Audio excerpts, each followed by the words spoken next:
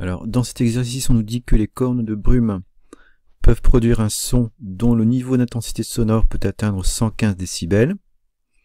On nous demande de déterminer l'intensité sonore correspondante. Donc là, on va se servir de la relation entre le niveau d'intensité sonore, qui s'appelle, que l'on note grand L, et puis l'intensité sonore I. Donc la relation, c'est L égale 10 fois log de I sur I0, où I0 représente une intensité sonore de référence qui est donnée ici, donc 1, 0, 10 puissance moins 12 watts par mètre carré. Donc, alors ici, ce qu'on cherche, eh bien, c'est I, connaissant L.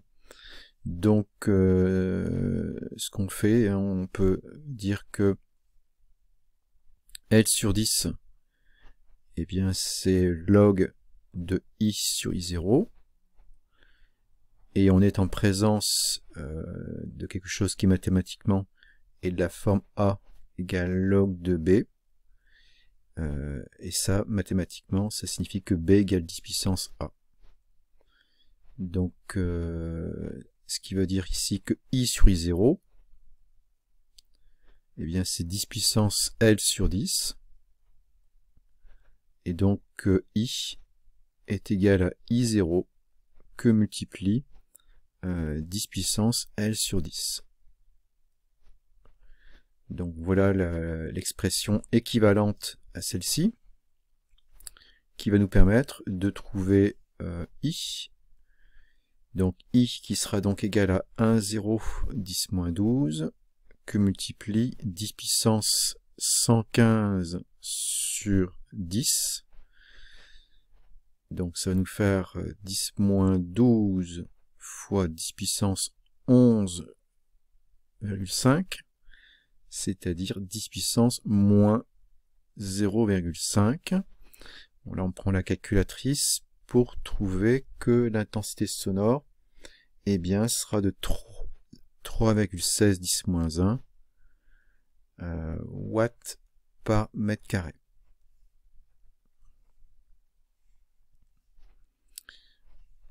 Alors, dans la question 2, on nous dit qu'à 50 mètres, l'intensité sonore, cette fois-ci, est 1, 0, 10 moins 4. Et on doit chercher le niveau d'intensité sonore correspondant. Donc, ici, on nous dit que I est égal à 1, 0, 10 moins 4 watts par mètre carré. Donc, pour trouver le niveau sonore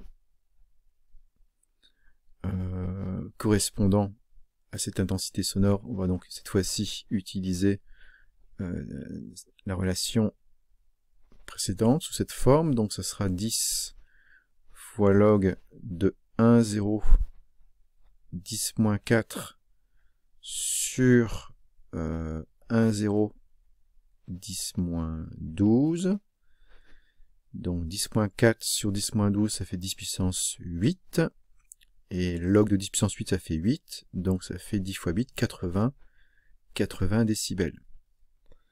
Donc on nous demande ensuite de trouver l'atténuation du signal, donc du fait de l'éloignement.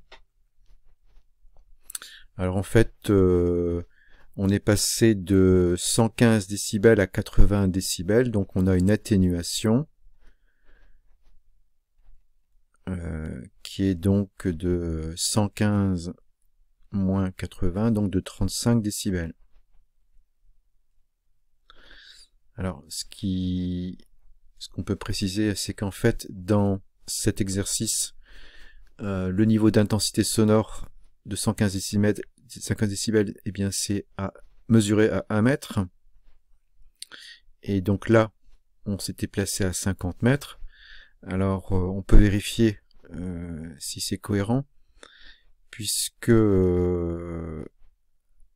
à 50 mètres, l'intensité sonore est divisée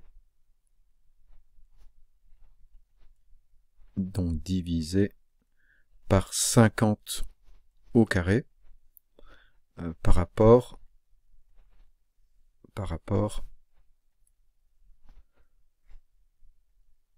à sa valeur à 1 mètre.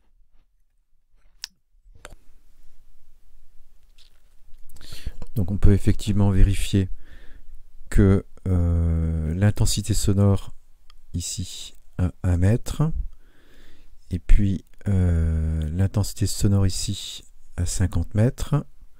Donc on peut vérifier